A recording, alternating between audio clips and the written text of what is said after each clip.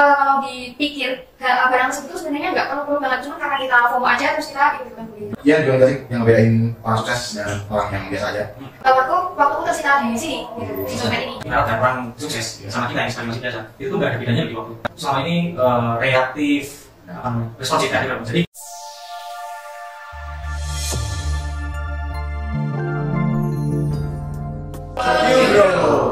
Oke, semangat pagi teman-teman yang lagi nonton YouTube Semanggi University. Kali ini bertemu lagi dengan kami, saya Dana dan ada 3 teman saya. Saya Lutfi, saya Diana, saya Ali. Nah, kali di sini mau ngebahas buku Master Your Time, Master Your Life.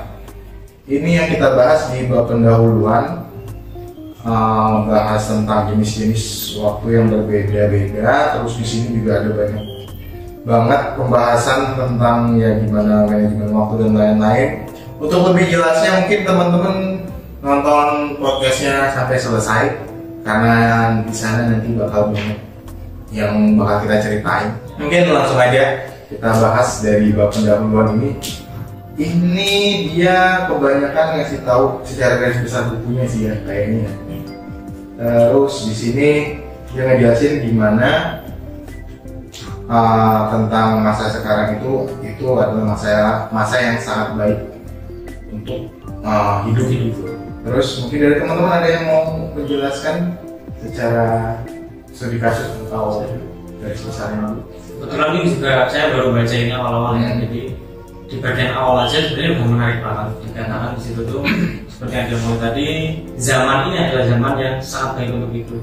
Dimana enggak, misal kita sekarang umur 15 tahun aja kita udah bisa ngapain, ke Solo sendirian atau pakai HP dan lain. Pencapaian kita lebih banyak dari orang-orang terdahulu. Mungkin 100 tahun yang lalu itu orang yang hidupnya sampai 100 tahun pun belum tentu bisa keluar kota karena belum ada mobil zaman itu. Terus di buku ini tuh sebenarnya ngajarin kita gimana memanage waktu atau bagaimana orang tanda kutip yang sukses itu memanage waktu biar menginspirasi kita gitu. Salah satu yang jadi ada 3 sih yang saya ambil dari bab pendahuluan itu. Pertama adalah kualitas hidup. Jadi kalau diibaratkan orang sukses sama kita yang sebagai masih biasa itu tuh nggak ada bedanya loh di waktu. Sama-sama 24 jam juga tidak bisa melakukan. Cuman yang beda apa? Ya kualitasnya, efektif apa enggaknya kita melakukan sesuatu kan. Ada yang males-malesan, ada yang niat. Terus yang kedua itu ada berhenti dan berpikir. Arti dari subbab itu tuh kayak kita itu kan selama ini reaktif, responsif reaktif. Jadi ketika kita haus kita baru ambil minum. Ketika kita gatel baru kita garuk. Kita nggak pernah berpikir ke depan. Oh kalau nanti aku kira-kira bakal haus, mungkin aku bisa nyiapin air terlebih dahulu biar nanti aku balik. Jadi kita harus berpikir berhenti melakukan sesuatu, tapi dipikir dulu nih. Oh iya. Berarti kita bikin planning nih. Ya, dibikin planning atau ya kita kembali lagi untuk menjadi lebih efektif kan. Terus yang ketiga itu tadi pilihan dan keputusan kita itu adalah yang terpenting. Jadi jangan sampai kita itu mengambil keputusan atau mempunyai pilihan itu cuma ya sekedar ikut tren atau asal-asalan nyoba. Jadi benar-benar harus matang. Oke, kalau dari ini sendiri seperti yang udah dijelaskan sama Kak Ali tadi ya. Jadi mulai dari nilai waktu, terus tadi kan dijelaskan juga untuk berhenti dulu, untuk berpikir, baru melakukan tindakan. Nah, kalau mungkin dari Lutfi bakalan, ini kan tadi dari bukunya ya Pak ya. Kalau Lutfi mungkin bakalan jelasin terkait yang ada di kehidupan ini, terkait yang udah dijelasin sama Kak Ali tadi. Nah, kalau yang bakalan Lutfi ambil itu di bagian kita harus berhenti sejenak, berpikir dulu baru memberikan respon gitu. Nah itu tuh contohnya yang banyak terjadi adalah ketika tuh kita ngikutin tren atau kita beli sesuatu tapi yang ibaratnya cuma FOMO gitu loh Kak, nggak sih? Nah padahal kan kita kalau dipikir barang tersebut tuh sebenarnya nggak perlu banget, cuman karena kita FOMO aja terus kita ikut-ikutan beli. Nah, sebaiknya kalau menurut Lutfi sih kita tuh belinya apa yang kita butuhkan aja gitu. Jadi nggak usah itu kan menghindari boros juga kan, padahal barangnya nggak perlu amat tapi malah dibeli karena itu sih. Baik, kayak efektif dan efisien dari Mas Ali bilang tadi. Betul. Dan kemudian dari aku yang nggak baca dari buku ini tuh menekankan atau pentingnya waktu yang efektif untuk mencapai kesuksesan. Nah, di sini juga menekankan keseimbangan antara pekerjaan dan kehidupan pribadi serta kebiasaan. Nah, mungkin kalau keseimbangan antara pekerjaan dan kehidupan pribadi itu harus dibalancekan. Jadi kalau pekerjaan ya pekerjaan, jangan diikut-ikutan sama urusan pribadi gitu. Jadi harus dipisah. Kalau pribadi ya udah jangan dicampur sama pekerjaan, nanti malah nggak balance gitu. Terus apalagi kita yang udah sibuk kerja terus habis itu nggak ada momen ya contohnya ngobrol sama keluarga gitu, itu kan pasti berharga banget ya. Gitu sih. Karena waktu itu berharga. Jadi setiap menit, setiap detik itu pasti berharga. Yes. Oke. Kalau dari aku mungkin ada banyak banget ya yang bisa diambil dari sini. Ada ini kan tadi di awal-awal udah dijelasin kalau ini salah satu era kesempatan besar. Jadi kita punya lebih banyak peluang untuk sukses, untuk meraih kemakmuran, umur panjang, kebahagiaan kalau dibandingin sama masa lalu ya. Di sini juga membahas tentang manajemen waktu yang efektif. Jadi di dalam kehidupan yang modern dan bertantangan ini, kita perlu memahami perbedaan jenis waktu untuk tugas itu berbeda ya, dengan pekerjaan keluarga dan rumah mandiri kayak dijelaskan tadi. Ada juga manajemen diri dan waktu. Manajemen waktu yang baik itu adalah kunci kesuksesan kalau menurut buku ini. Ini melibatkan manajemen diri karena tanpa kontrol waktu kita juga bakal sulit buat mengontrol kehidupan lainnya kayak gitu sih. Terus ada juga dia juga ngejelasin yang ngebedain orang sukses dan orang yang biasa aja, mediocre. Walaupun kita punya waktu 24 jam yang sama, tapi orang-orang yang sukses itu bisa memanfaatkan waktu dengan lebih efektif dibandingkan orang-orang yang mediocre dan biasa aja gitu. Terus dia juga ngejelasin tentang kemampuan berpikir kritis. Jadi untuk berpikir sebelum bertindak tadi udah dijelasin juga. Terus harga diri dan efektivitas, tingkat harga diri terkait dengan keyakinan bahwa seorang dapat mengendalikan hidupnya dan mencapai tujuan. Ini menunjukkan efektif dari dirinya sendiri juga.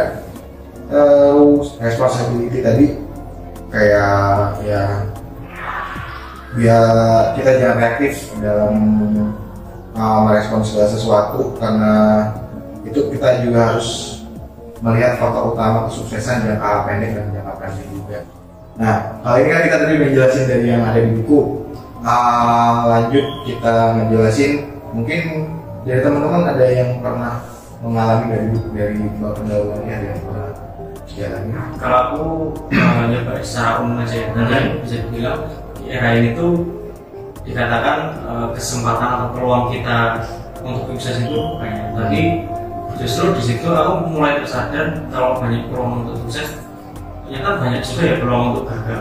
Ya. Jadi kadang itu kita nggak sadar kita itu masuk ke peluang yang gagal, entah terlalu lama scroll HP, bagi waktunya itu misal dari minggu jam 7 sampai jam 9 itu berwaktu yang paling enak buat entah itu berpikir ataupun melakukan sesuatu di luar biasa, misalnya seperti dekorasi kamar, seperti hal yang produktif lainnya.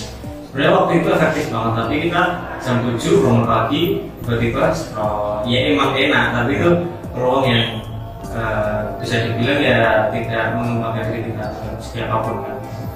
Gitu sih. Jadi ya mulai sekarang lebih bijak dalam artian kita harus bisa mempertanggungjawabkan. Kalau misal kita satu hari punya jatah waktu buat belajar misal 3 jam, Kalau kita udah scroll terlalu lama ya kita harus belajar lebih ekstra mungkin seperti itu. Kalau kita belum sempat untuk melakukan planning di kita, jadi kayak membayar aja. Kalau misalnya hari ini terlalu banyak makan gula ya otomatis hari ini kita juga harus banyak aktivitas juga gitu. Buat membakar kalorinya ya. Ya yang penting nggak ada yang sia-sia dan efektif sih kalau berusaha seperti itu. Berarti ya ketika kita bertindak ya ada konsekuensi gitu ya. Ada konsekuensi. Oke. Jadi Kak Novi atau Kak Diana mungkin ada tambahan lagi? Oke, mungkin mau nambahin terkait kesuksesan mungkin ya Pak ya. Nah kalau kesuksesan kan itu bisa ditentukan dari sekarang sebenarnya. Jadi kalau kita memanfaatkan waktu dengan baik, nah tentunya ibaratnya kalau sekarang tuh kita kayak bersusah-susah dulu, kayak banyak belajar dan lain-lain. Nah itu kan efeknya bakalan di masa depannya. Kalau sukses enggaknya itu kan menurutku ya ditentukan ya dari sekarang. Oleh karena itu ya kita harus bisa kayak manajemen waktu tadi buat melakukan hal-hal yang intinya lebih bermanfaat gitu loh daripada banyakkan scroll sosmed dan lain-lain. Paham yang penting mana yang enggak penting banget. Betul. Mungkin kalau dari aku itu kayak kalau manajemen waktu itu kayak membantu tulis gitu sih.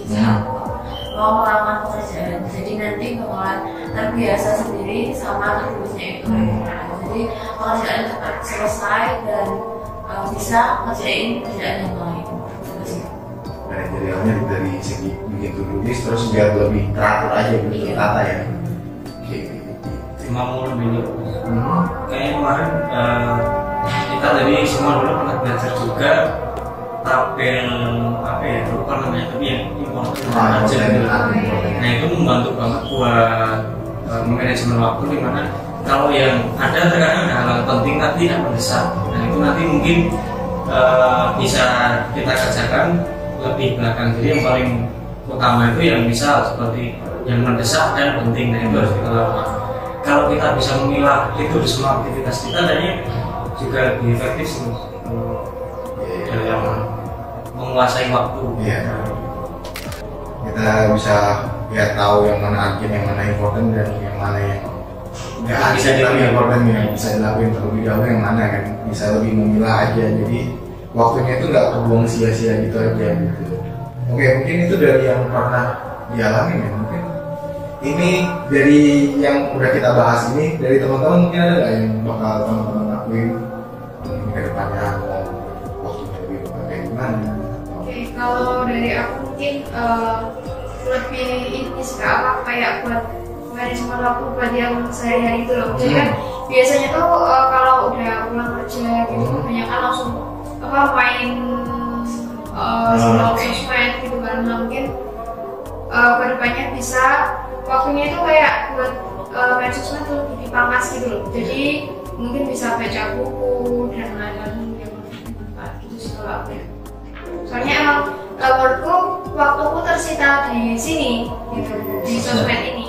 Kalau dari aku mungkin ya mungkin dari itu tulis yang sebelumnya udah dibuat tapi masih berantakan mau diperbaiki lagi buat menjadi kebiasaan yang bagus. Dan sama seperti Kak Lutfi tadi kayak kalau bisa tuh scroll sosmed atau HP itu lebih dikurangin. Mungkin kalau di rumah kan bagi aku yang nggak ngekos kan bisa tuh ngobrol sama keluarga. Jadi nanti kalau udah selesai bisa main lagi tapi kan udah jamnya cukup waktunya tidur gitu. Ya saya kan baru mulai baca ya jadi belum terlalu dalam ilmunya gimana. Tapi kalau untuk planning menurut saya masih besok lah kayak yang sekarang ya. Kalau yang sekarang mungkin akan mencoba lebih efektif dalam melakukan sesuatu dulu. Jadi kalau semisal ya mungkin aku pulang kerja gitu kita scroll Instagram atau YouTube itu nggak cuma asal nonton tapi apa sih yang bisa diambil dari situ. Nah karena kan sebagai orang marketing atau orang desainer kan kita juga bisa loh ngambil pelajaran dari apa yang kita tonton terus ya riset terus ya jadi ilmu dan bisa kita terapkan. Ya hampir sama sih aku ya teman-teman juga tahu kan kemarin aku udah ngomong lagi puasa sosmed tapi ya sekarang puasanya lebih ke puasa dengan konten-konten yang nggak penting menurutku. Ya kayak konten-konten gosip dan lain-lain itu. Jadi sekarang ada fitur not interest segala macam itu sekarang udah tak gituin kalau yang informasi-informasi nggak penting. Terus sekarang juga aku lebih ke fokus ke produksi sih, makanya kemarin mungkin yang follow aku ngeliat aku posting no shampoo day, aku bikin rutinitas kayak gitu-gitu, terus ngeliat progresnya nanti biar orang juga penasaran. Seenggaknya biarpun lebih bermanfaat aja, aku bisa mengedukasi teman-teman kenapa sih aku ngelakuin no shampoo day, terus mungkin kedepannya mungkin bakal ada aku juga mau nge-share aku lagi intermittent fasting juga kan sekarang buat nurunin kadar lemak persenannya kayak gitu-gitu sih. Jadi lebih fokus ke produksi sama yang mau konsumsi konten edukasi sih sekarang lebih banyaknya, kayak podcast tentang marketing, pengembangan diri dan lain-lain. Jadi waktu yang aku pakai biarpun aku tetap nonton konten, nonton sosmed gitu kan, jadi lebih itu aja sih, lebih bermanfaat aja itu, jadi nggak cuma sia-sia itu. Biarpun ya lumayan ya perjuangannya karena ya algoritma kan juga tergantung dengan followers dari kita dan following yang kita itu juga kan. Jadi kalau susah followers, teman-teman kita juga nge-like-nya postingan gosip juga muncul di explore kita ya kayak gitu juga. Jadi ya baik, kita memilah dan memfilternya aja sih kayak gitu. Itu sih, itu dari kita udah ngejelasin tentang bukunya, tentang apa yang bakal kita lakuin dan pernah kita lakuin dari buku ini. Mungkin teman-teman kita ngebahas di sini tentang efektivitas waktu ya, dan pokoknya intinya efektivitas ya. Nah di sini Coach juga punya produk-produk yang membuat bisnis lebih efektif. Nah entah itu efektif waktu, efektif tenaga, efektif ya pikiran juga. Ya kita punya banyak produk. Itu ada produk apa aja mungkin bisa dijelasin dari teman-teman? Oke, kalau dari produk kita tuh sebenarnya banyak banget ya teman. Kayak ada laci kasir, ada scanner, pokoknya banyak banget. Ya supplies-nya juga ada. Kalau dari teman-teman mungkin mau cari supplies, entah itu kertas thermal, label dan lain-lain, bisa langsung ke kita aja. Iya, ada di Coach Shop. Kita juga punya banyak cabang, ada di Jakarta, Semarang, Medan, Makassar, Surabaya. Surabaya ada dua, barat sama timur. Nah mungkin teman-teman, wah mager nih kalau datang ke itu, kita juga ada di marketplace dan teman-teman juga bisa langsung kunjungi website kita. Di marketplace juga kita ada di Tokopedia, Shopee dan lain-lain, kita juga ada, bisa langsung poin aja per masing-masing cabang. Bisa dipilih juga teman-teman mau cabang terdekat dari teman-teman yang mana, nanti biar bisa ongkirnya bisa lebih hemat. Boleh langsung dikepoin aja. Oke, untuk lebih jelasnya bisa langsung dikepoin aja ya buat toko dari Coach Shop sendiri. Ini dari pembahasan buku Master Your Life mungkin sampai di sini untuk pendahuluannya. Mungkin kedepannya bakal kita bahas dari bab-bab lainnya. Jadi pantengin terus YouTube-nya Semanggi University. Di sini mungkin dari teman-teman juga bisa komen di bawah dari podcast kita ini apa yang bakal teman-teman lakuin buat mengefektifkan dan mengefisienkan waktunya teman-teman. Boleh banget di komen. Lebih dan kurang kami mohon maaf dari apa yang kami jelaskan karena kami juga manusia. Ya, semoga apa yang kami sampaikan bermanfaat. Dadah. Watch out, we go.